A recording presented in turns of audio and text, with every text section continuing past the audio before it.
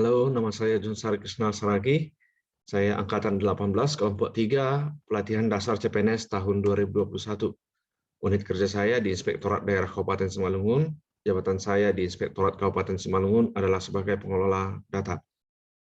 Di sini saya akan menyampaikan mind map mengenai materi komitmen mutu, di mana komitmen mutu ini diampu oleh Ibu Yamnur Malia SST MKes. Izinkan saya untuk menyampaikan mind map-nya. Komitmen mutu. Komitmen mutu merupakan pemahaman konsep mengenai efektivitas, efisiensi, inovasi, dan mutu penyelenggaraan pemerintah. Efektivitas merupakan sejauh mana sebuah organisasi dapat mencapai tujuan yang ditetapkan. Ruang lingkup komitmen mutu yakni efektivitas, efisiensi, inovasi, dan mutu. Untuk mencapai komitmen mutu dibutuhkan adanya goals atau tujuan. Yang kedua, dibutuhkan adanya peran dari anggota ataupun roles. Yang ketiga dibutuhkan adanya prosedur kerja atau prosedur, dan dibutuhkan adanya pemimpin atau leadership. Untuk menjamin mutu itu sendiri, dibuat standar-standar untuk alat pemastian mutu. Yang pertama adalah surat peringatan, yang kedua ganti rugi, yang ketiga dapat berupa jaminan, yang keempat ombudsman, yang kelima audit mutu, dan yang keenam penanganan pengaduan.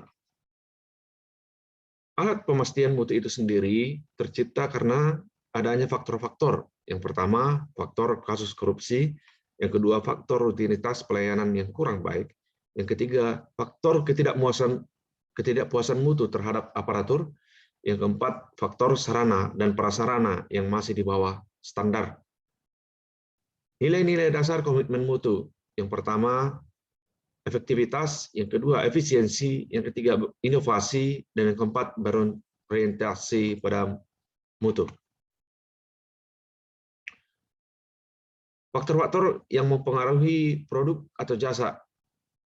Yang pertama inovasi, yang kedua harus pasti, yang ketiga efektif dan efisien, keempat kerjasama, kelima kualitas, yang keenam nyaman, yang ketujuh kontrol, yang kedelapan responsif, yang kesembilan dapat dipercaya, dan yang kesepuluh aman. Dalam berinovasi ada 4 cara, yakni cara yang pertama adalah penemuan, yaitu dengan cara mengkreasikan suatu produk, jasa, atau proses yang belum pernah dilakukan sebelumnya. Yang kedua, pengembangan, yaitu dengan cara mengembangkan produk, jasa, atau proses yang sudah ada. Yang ketiga, duplikasi, yaitu dengan cara menyerupai sesuatu produk, jasa, atau proses yang sudah ada. Ya, duplikasi ini bukan semata-mata meniru, melainkan menambah seutuhnya secara kreatif untuk memperbaiki konsep agar lebih mampu memenangkan persaingan. Dan yang keempat, dengan cara sintetis, yaitu dengan cara perpaduan konsep dan faktor-faktor yang sudah ada menjadi formulasi baru. Proses ini meliputi pengambilan sejumlah ide atau produk yang sudah ada atau sudah ditemukan, dibentuk lagi menjadi produk yang dapat diaplikasikan.